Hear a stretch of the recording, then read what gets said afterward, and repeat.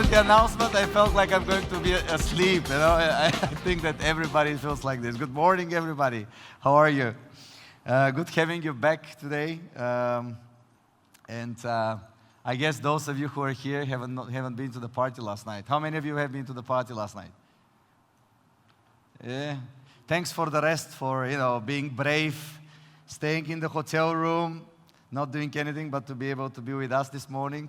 Obviously, most of us feel a bit drained, but coffee should do the job that is intended and invented for. So we'll start. We gave this freedom to be 15 minutes late, even though we don't do this normally. But we wanted more people to join before we start, because the first speaker is truly amazing, fascinating professional who's been with us as part of the community, also in other events around the world, and is really delivering amazing knowledge based on the global experience that FutureBrand is having. So I already announced the company. I'll announce Mr. Tom Adams, who is Global Head of Strategy. Tom, please join me on the stage.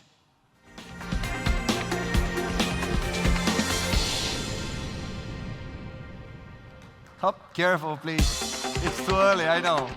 Good morning. How are you? Hi, very well, thank you. Nice to see you. Nice to see you, and welcome at Digitimea stage. Thanks for having me. So great brands turn technology into human progress. Yeah. I would love to hear it. That's why we waited a little bit more. That's why we gave this 20-15 minutes delay. So the stage is yours. Wonderful, thanks. The clicker is over here. Here you are. Lovely. Thank Thanks, you. Carmen, very much. Good morning, everybody. It's lovely to be here in this one of the world's most vibrant cities at one of the world's most forward-looking digital conferences. And what better place, arguably, to think about how great brands turn technology into human progress. That's the theme of my talk today, and hopefully I'll start to bring that theme to life with some examples as we go. But before we look into the future, I want to take you back 150 years ago to two transformational technologies that arguably have made modern life what it is today, and made much of what we're doing here in this room possible. They are the humble light bulb and the electric telegraph. Now, these two inventions have something quite interesting in common, in that the patents for these technologies actually existed long before the pioneering inventors and commercial geniuses Edison and Morse brought them to market. Now, what they did with those technologies was something really interesting, which is for example, Edison's case, he turned this extraordinary glass bulb full of gas and a filament that created light with electricity into something commercially viable by creating a screw fixing that put it into the ceiling. So more people could use it in more of their homes and in commercial applications worldwide. And when it came to the electric telegraph, Samuel Morse effectively created the software for a technology that allowed us to pass electricity from the beginning of one wire to the end of another across great distances, enabling communications in a way that had never been possible before. What they did, arguably, was they took technology and they turned it into commercially viable innovation. And that, I think, is the difference between invention and innovation. And it's best defined perhaps by thinkers like Peter Senge, who talk about the idea of invention being what's been created in a laboratory almost, that it's something that's created and is made possible and viable. The idea becomes an innovation only when it can be replicated reliably on a meaningful scale at practical costs. That's what innovation means.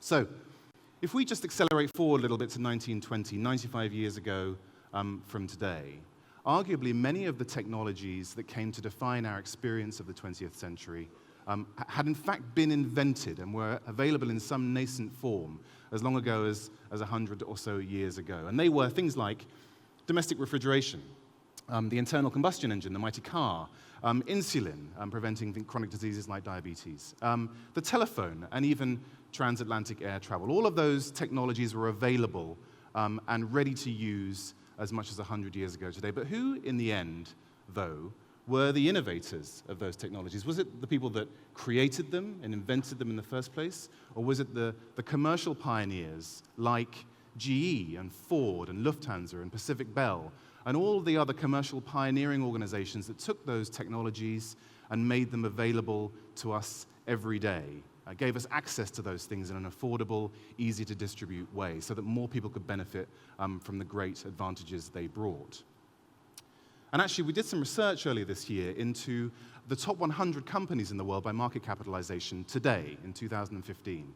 And surprisingly, many of those organizations actually that came to dominate the 20th century existed even before 1920 and even before the beginning of the 20th century. So surprisingly, people like IBM, founded in 1911, and going all the way back into the late 18th and 19th centuries. And those organizations came to dominate and still dominate our world today with the extraordinary application of technology in a way that improves lives day in and day out, the mainstreaming of those technologies.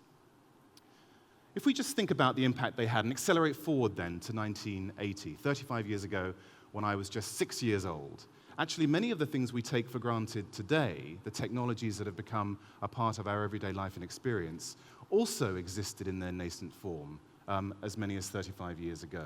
And they include things like personal computing and mobile telephony and even digital video and genetic engineering, Dolly the sheep there, and interactive gaming through consoles like the mighty Nintendo, and also surprisingly, the world's first wind farm, taking natural resources and turning them into renewable energies.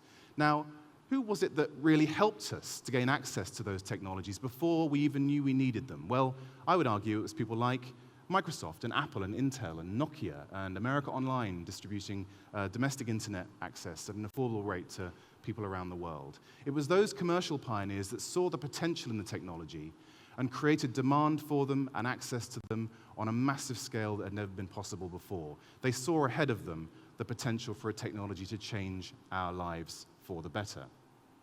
Now, there's quite a lot of skepticism, isn't there, about the impact of technology on our lives and our world, and some people are quite pessimistic about how much things have improved over the course of the last 30 or 40 years.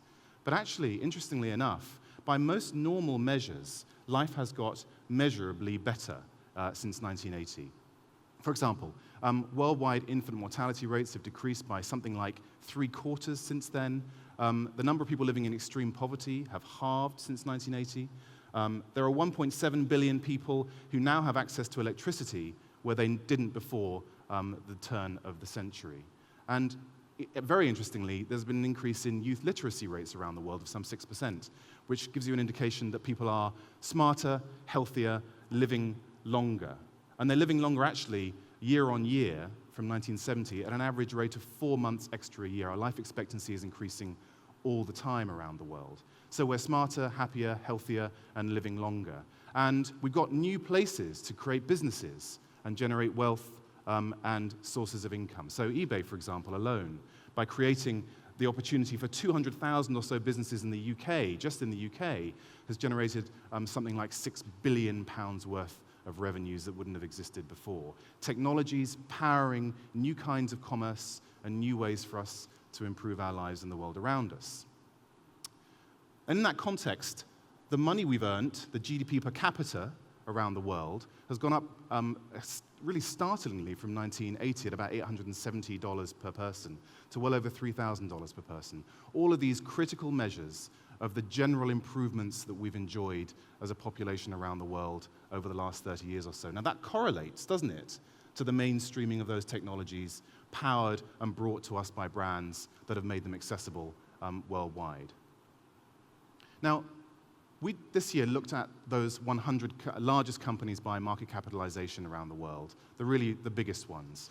We wanted to find out, in global perception, whether their financial size correlated to perception strength. Do people think those organizations are strong and viable in their minds, even if they are also financially powerful? And what this chart illustrates is the strength of perception of those 100 companies, mapped by the year they were founded. And what's really fascinating, if you look at the bottom left-hand side, nearly half of the organizations that are the largest in the world today were created before 1950. And actually, what's really interesting is that the strongest perceived of those organizations now are clustered in the pink dots towards the top right-hand side. Those are organizations that started or existed only 20 or 30 years from today. And that's really fascinating because what it gives us is a picture of the top 10 organizations in the world by perception, starting with Google, and then Apple and Microsoft and other technology companies like Samsung, but also the biotech firms like Celgene and AbbVie, who are radically changing our attitude to the human body and moving us arguably from a medicine of cure to a medicine of prevention. And in this study, what we found is there's a massive shift in organizational perception and focus from really unlocking the potential of the environment using technologies into unlocking human potential.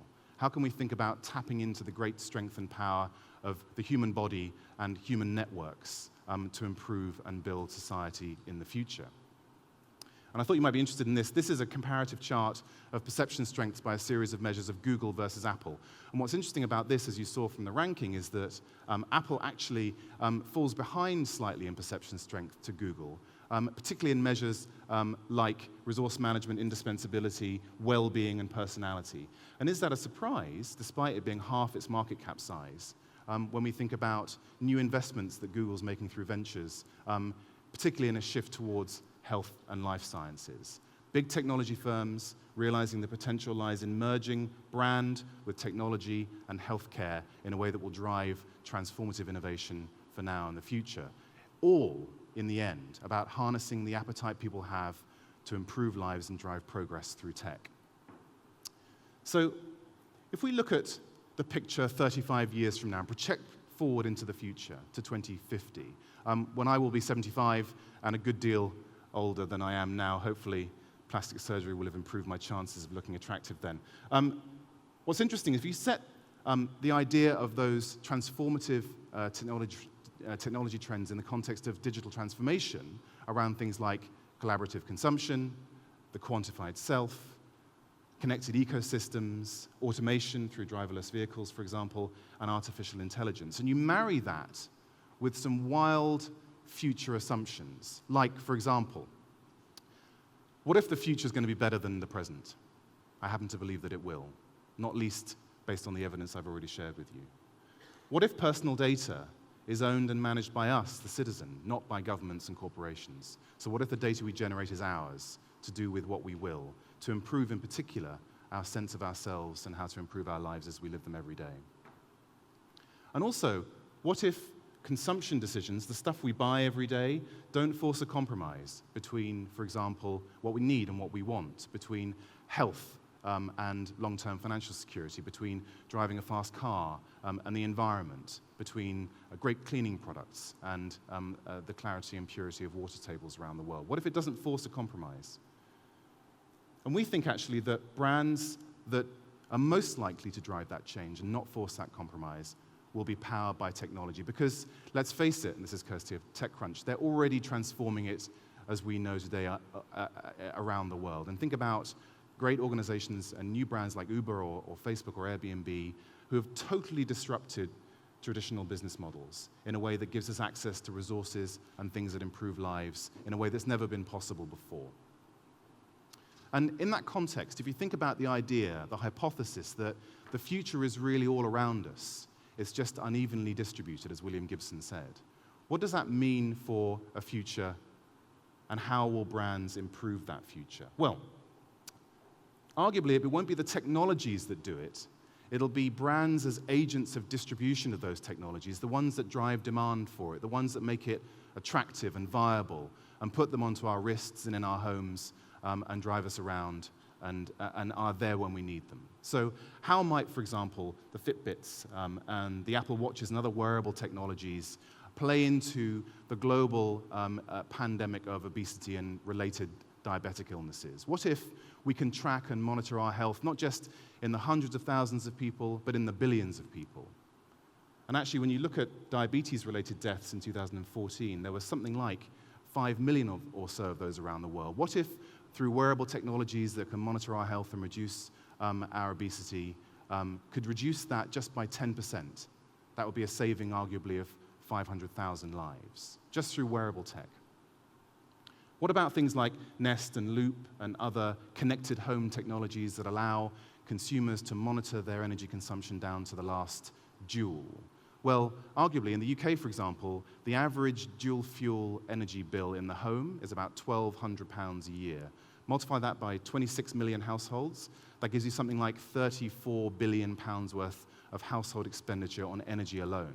And so much of that is wasted, isn't it? Because we don't control our energy consumption as well as we might.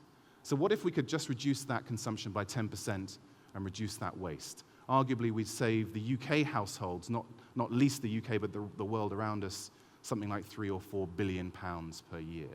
That's a lot of money to save just with a little bit of connected technology. And similarly, brands like Threadup that are allowing us to create secondary markets around the clothes we bought that we don't want any longer. When you think about the fact that in the UK, there are 350,000 tons of clothing sent to landfill every year, every single year. That's £140 million worth of clothing in the UK alone, just thrown in the bin. If we sold just 10% of that through those sharing and collaborative platforms, arguably that would be 35,000 tons of waste that we could avoid, which is effectively the equivalent of 35,000 of those, quite a lot. And that would be £14 million worth of revenue that otherwise went into the bin that could be in our pockets, and that's just in one country alone. So in that context, what I'm going to argue for you today is that brands are already, in a sense, in the world now that will be changing our lives for the better in 35 years from now. And which of those brands, those new brands, if you like, will be doing that job most powerfully? Well, great Turkish brands like Beko, which have taken innovations in energy-efficient appliances and are now making those available at an affordable price to households everywhere. And actually, in some other research that we've done, looking at the strength of countries as brands, Turkey actually benefits from some very strong associations around people wanting to buy products and services from this country. So actually, there's a coincidence of national reputation, technology innovation, and making mainstream those things that help us to reduce our energy consumption and get cleaner, whiter clothes as we do it. Talked a bit about wearable technologies, but what about the idea of increasing invisibility in technology, where we no longer see the devices and they're just part of who we are and what we do day in, day out? So smart sensing technologies in clothing, or those things we can put into our shoes or other parts of what we wear that mean we can track and monitor our daily health and movement. And that's actually been made possible by really old brands like Lyle & Scott, partnering with new brands like Barclays, so thinking about how to introduce things like invisible connected clothing that allows you to pay for things without using a wallet. The wallet may well be a thing of the past. And it's brands that have brought those technologies into everyday use, not just the technologies themselves doing it. Things also like Da Vinci's robotic surgery technology, which is reducing surgery times and increasing recovery times and chances. And it's not a coincidence that people like Google are making investments in technology like this too. And then when you think right down to the everyday basic level, where technologies like Amazon's Dash button are helping to make sure that we don't run out of the foods and products that we need in our homes day in, day out. So in a sense, what's happening here is that the technologies that enable these things are powered by those big trends, the collaborative consumption, ecosystems, artificial intelligence. But those trends are not the things that are changing life. Arguably, it's the brands that make them accessible to us, that drive demand and interest in them, that advertise and build awareness and preference for the things that might improve daily life, that are really starting to affect human progress. But in that context, in a sense, it's a relationship, isn't it, between government and consumers and organizations. Consumers arguably don't always know what they want in the future, but organizations of the kinds we've looked at can use brand to recognize a potential market and create demand where consumers didn't know it before. But also governments and national organizations are able to create the regulatory environment where that's viable. So just as Beko is a great brand bringing energy-efficient washing machines to the world, Turkey's reputation as a place to make quality products has an impact on our decision to choose that brand. So the truth is that this isn't necessarily a utopian vision of the future. It's not a kind of pie-in-the-sky sense of what might happen and robot butlers and hoverboards of the kind that we saw in Back to the Future many decades ago. In fact, it's a kind of realistic portrait of what happens when technologies that are all around us are made much more accessible and viable through the brands that we come to love and trust every day. And it's through consuming those brands and by trusting them and helping them to form part of our lives that arguably, step by step and in increments, that will drive human progress in a way that isn't possible without them. And my good friend and colleague Abe Lincoln was fond of saying that the best thing about the future is that it comes one day at a time. So what better time to start thinking about the future than right now? And that's it. Thank you very much indeed.